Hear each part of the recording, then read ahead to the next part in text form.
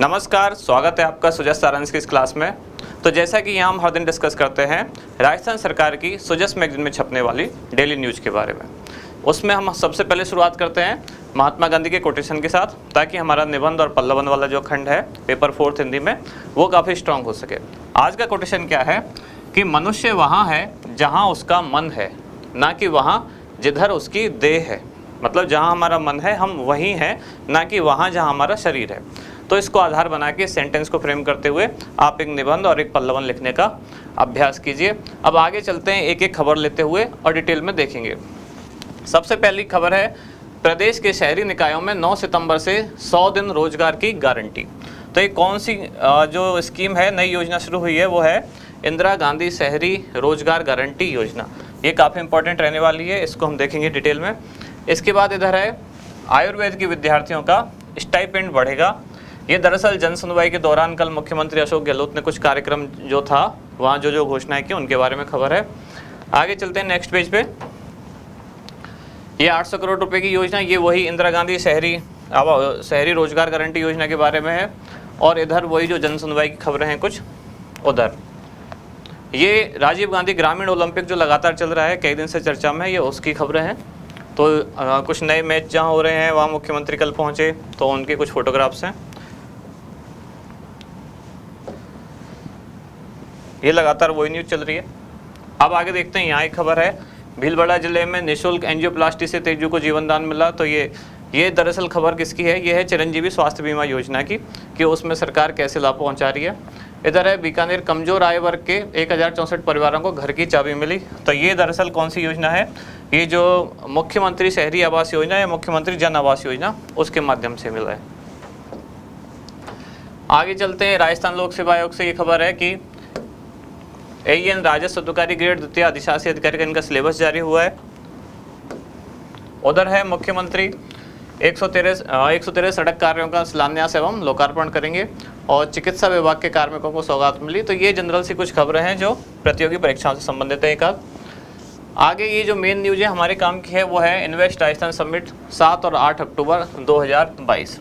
तो अभी केवल इसकी घोषणा की है, प्रस्तावित जो डेट है अक्टूबर में होने वाला है। और जैसे अभी राजस्थान डिजीफेस्ट लगातार बहुत दिन तक चर्चा में रहता, ऐसे ही इन्वेस्ट राजस्थान समिट बहुत इंपॉर्टेंट है, उससे क्वेश्चन भी पूछे जाते हैं प्रीलिम्स में भी और मेंस में भी। इस बार भी निवेश प्रोत्साहन नीति 2019 वाली पूछी गई थी, उसकी विशेषताएं। तो इस तरह के क्वेश्चन पूछे जाएंगे इस न्यूज़ से।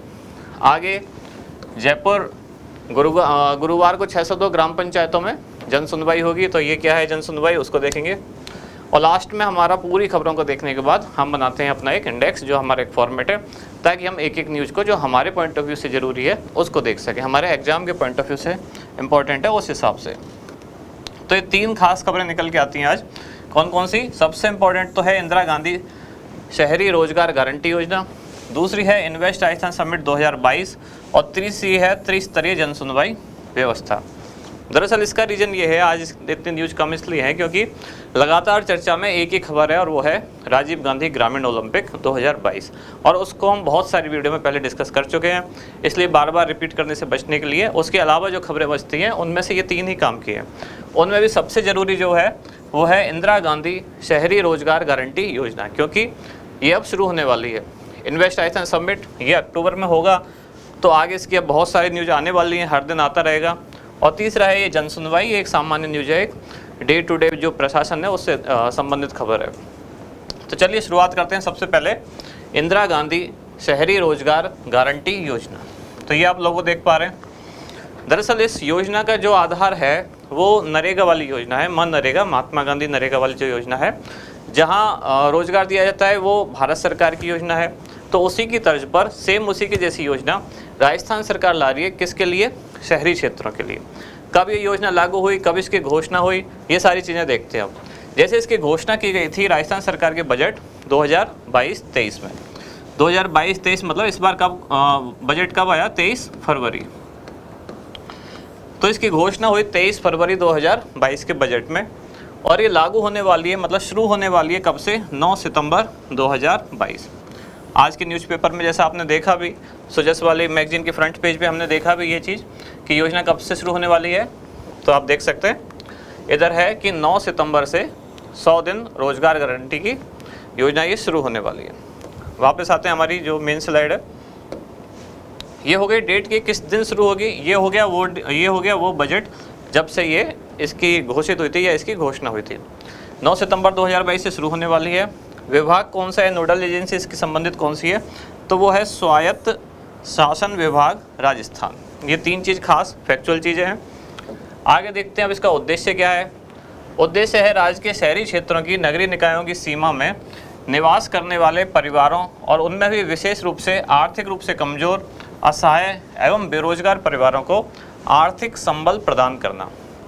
दरअसल शहरी नगर निकायों की या शहरी क्षेत्र में जो रहने वाले लोग हैं उसकी बाउंड्री के अंदर, मतलब उस नगर निकाय की सीमा के अंदर रहने वाले जो गरीब परिवार हैं उनको ये रोजगार गारंटी देती है। और कितने दिन का रोजगार है, क्या इसके प्रोसेस हैं, वो आगे देखते हैं। ये मनरेगा की तर्ज पर, मतलब महात्मा गांधी नरेगा की तर्ज पर राजस्थान में इंदिरा गांधी शहरी रोजगार गारंटी योजना लागू करना, ये इसका दूसरा उद्देश्य है। शहरी क्षेत्रों में निवास कर रहे परिवारों को 1 वर्ष में 100 दिन का काम, तो ये खास चीज़ है कि 1 वर्ष में 100 दिन रोजगार की गारंटी ये योजना प्रदान करती है। आवेदन करने के लिए क्या चाहिए, जन आधार कार्ड इसमें होना जरूरी है। अगर किसी का नहीं है तो पहले उसको वो बनवाना अनिवार्य है, तो जन आधार नंबर इसमें जरूर चाहिए। लाभार्थी द्वारा खुद या फिर ई मित्र के माध्यम से, मतलब खुद भी अपना रजिस्ट्रेशन करवा सकता है या ई मित्र सेंटर से जाके भी रजिस्ट्रेशन करवा सकता है। और एक खास बात कि किस आयु वर्ग के लोगों को इसमें रोजगार दिया जाएगा, तो वो आयु है 18 से 60। 18 से 60 वर्ष के आयु वर्ग के लोगों को रोजगार दिया जाएगा। इसमें अलग से कुछ याद नहीं रखना है 18 से 60, क्योंकि यही राजस्थान में या भारत में भी यही वो आयु है जो एक कार्यशील जनसंख्या की होती है। 60 के बाद रिटायर हो जाते हैं और 18 से पहले काम नहीं कर सकते, वो बाल मजदूरी या किशोर अवस्था वो वाली कंडीशंस होती हैं। इसलिए 18 से 60 ही यहाँ भी कार्यशील जनसंख्या वाली जो आयु है वही लागू की गई है। आगे देखते हैं, मांगने पर 15 दिन में काम मिलेगा। जैसे किसी ने आज अप्लाई किया है काम मांगने के लिए, उसको आज ज़रूरत है, तो 15 दिन के अंदर अंदर उसको काम दिया जाएगा। कार्यों का भुगतान कैसे होगा, तो जन आधार से लिंक जो बैंक अकाउंट है उसी में 15 दिन के अंदर पैसे भेजे जाएंगे। रोजगार आवेदनकर्ता परिवार के नगर निकाय क्षेत्र की सीमा के किसी भी वार्ड में उपलब्ध कराया जाएगा। मतलब रोजगार उसको कहाँ दिया जाएगा, क्षेत्र कौन सा होगा, तो रोजगार उस क्षेत्र में, उस नगर निकाय में कहीं भी दिया जा सकता है। जरूरी नहीं कि उसके स्वयं के वार्ड में ही हो, जहाँ वो रहता हो वहीं उसको रोजगार मिलना जरूरी नहीं है, पूरे नगर निकाय में कहीं भी दिया जा सकता है। इन्वेस्ट राजस्थान समिट 2022 ये आने वाली अब बहुत ही पॉपुलर न्यूज़ है, अक्टूबर में होना प्रस्तावित है। ये इसका लोगो राजस्थान सरकार का 7 से 8 अक्टूबर 2022 जयपुर के सीतापुरा इंडस्ट्रियल एरिया जो है वहाँ ये समिट होने वाला है। तो ये आने वाले टाइम में बहुत पॉपुलर न्यूज़ होने वाली है अक्टूबर में। कब से कब प्रस्तावित है, 7 से 8 अक्टूबर 2022, और स्थान मैंने लिखा है जयपुर। जयपुर में भी कहाँ होगा ये, Sitapura industrial area. Nodal agency कौन सी है इसकी, तो bureau of investment promotion Rajasthan, ये याद रखना है आपको। उद्देश्य क्या है इस योजना का, क्योंकि नाम में दिख रहा है निवेश प्रोत्साहन योजना, इन्वेस्ट राजस्थान समिट, तो ऐसी चीज़ें जब होंगी तो इसका उद्देश्य क्या होगा, राजस्थान में निवेश के लिए वैश्विक तथा घरेलू निवेशकों को आकर्षित करना। क्योंकि योजना के नाम में ही लिखा हुआ है, क्या है समिट के नाम में, इन्वेस्ट राजस्थान समिट, मतलब राजस्थान में ऐसे लोगों को बुलाना जो यहाँ के उद्योग धंधों में इन्वेस्ट कर सकें, निवेश कर सकें। तो यही उसका इसका उद्देश्य है कि राजस्थान में निवेशकों को आकर्षित करना। और वो निवेशक कौन कौन से हो सकते हैं, स्थानीय मतलब घरेलू भी और वैश्विक भी। नोडल एजेंसी वगैरह हम देख चुके हैं। प्रमुख विशेषताएं क्या हैं, तो जैसा नाम में ही है वही इसकी विशेषताएं। स्टार्टअप इकोसिस्टम में निवेश की संभावनाओं पर विचार करना, पर्यटन के माध्यम से, अब चूंकि राजस्थान ऐसा क्षेत्र है जहां पर्यटन उद्योग बहुत काफ़ी पॉपुलर है, इसलिए पर्यटन के क्षेत्र से आर्थिक वृद्धि कैसे हो सकती है, प्रवासी राजस्थानियों से तथा एग्रो बिजनेस संबंधी विभिन्न थीम पर सत्रों का आयोजन होगा। मतलब कुल मिला के बात यह कि किसी भी रास्ते से या कैसे भी किसी भी टॉपिक पर निवेश कैसे आ सकता है, उन सारे विषयों पर विचार विमर्श होगा। अब राजस्थान में पर्यटन अच्छा है तो पर्यटन वाले क्षेत्रों पर, प्रवासी राजस्थानी जो राजस्थान से बाहर रह के पैसा भेजते हैं राजस्थान में, उन चीज़ों पर, और एग्रो बिजनेस सहित विभिन्न जो थीम होंगे उन पर सत्रों का आयोजन होगा।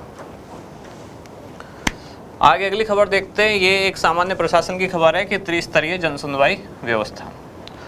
एग्जाम के पॉइंट ऑफ व्यू से बहुत इंपॉर्टेंट नहीं है, लेकिन कुछ 1-2 फैक्चुअल चीज़ें इसमें पूछी जा सकती हैं, वो देखते हैं क्या क्या। पहले तो ये त्रिस्तरीय क्या है और सुनवाई व्यवस्था क्या है। ये सामान्य जन सुनवाई की व्यवस्था है जिसमें सरकार, प्रशासनिक अधिकारी और जनप्रतिनिधि आम जनता की समस्याएं सुनेंगे। उसके लिए दिन निर्धारित किए गए हैं, हर महीने में कौन कौन से दिन है, तो वही चीज़ें आपके ऑप्शंस में पूछी जा सकती हैं। पहले तो इसका उद्देश्य क्या है? उद्देश्य है आम जन की समस्या को स्थानीय स्तर पर निराकरण करना। सुनवाई के 3 स्तर हैं, इसीलिए इसका नाम रखा गया है त्रिस्तरीय जन सुनवाई योजना। पहला स्तर है ग्राम पंचायत, दूसरा स्तर है उपखंड मतलब ब्लॉक, और तीसरा है जिला स्तर। अब ग्राम पंचायत स्तर पर कब सुनवाई होगी? हर महीने के पहले गुरुवार को सुबह 11 से 2 बजे तक। गुरुवार याद रखना है और 11 से 2। टाइम ना भी याद रखें तो 3 स्तर कौन कौन से हैं वो याद रखना है। पहला स्तर है ग्राम पंचायत, दूसरा स्तर है ब्लॉक या खंड, और तीसरा स्तर है जिला। तो इन 3 स्तर पर यह सुनवाई होने वाली है। सुनवाई किसकी? आम जनता की सामान्य समस्याओं की। अब देखते हैं दूसरा स्तर है वो क्या है। दूसरा जो स्तर है वो है उपखंड स्तर या ब्लॉक स्तर। इस पर ये दूसरा स्तर है और इसमें महीने के दूसरे गुरुवार को उपखंड अधिकारी, सामान्यतः एसडीएम बोलते हैं जिसको, उपखंड अधिकारी द्वारा समस्याएं सुनी जाती हैं। और तीसरा जो स्तर है वो है इसका सबसे ऊंचा स्तर, वो कौन सा है? जिला स्तर। और ये है तीसरा स्तर, महीने के तीसरे गुरुवार को जिला कलेक्टर के स्तर पर इसकी सुनवाई की जाएगी, जन सुनवाई। तो ये जन सुनवाई जो त्रिस्तरीय व्यवस्था है उसके 3 स्तर हैं, ग्राम पंचायत स्तर, उपखंड स्तर और तीसरा जिला स्तर। तीनों पे कौन कौन सुनवाई करेगा वो तीनों हमने यहाँ देखे। इसके बाद एक नोट खास कि जन सुनवाई कार्यक्रम का सीधा प्रसारण राजीव गांधी सेवा केंद्रों पर स्थापित ई-मित्र प्लस मशीनों के माध्यम से किया जाएगा। तो इसका सीधा प्रसारण भी देखा जा सकता है। जो अधिकारी होंगे, जो जन सुनवाई कर रहे होंगे, वो भी इसका प्रसारण देखेंगे ही ऑब्वियसली, बाकी लोग भी देख सकते हैं। अब लास्ट में देखते हैं कि पूरी वीडियो में से कैसे क्वेश्चन पूछे जा सकते हैं। तो मेन एग्जाम में इस बार बहुत अच्छा क्वेश्चन पूछा गया था। क्या? क्योंकि इन्वेस्ट राजस्थान समिट अब होने वाला है, 7 से 8 अक्टूबर 2022 प्रस्तावित है। तो उसी से रिलेटेड क्वेश्चन एक पूछा गया है कि राजस्थान निवेश प्रोत्साहन योजना 2019 की प्रमुख विशेषताओं को समझाइए।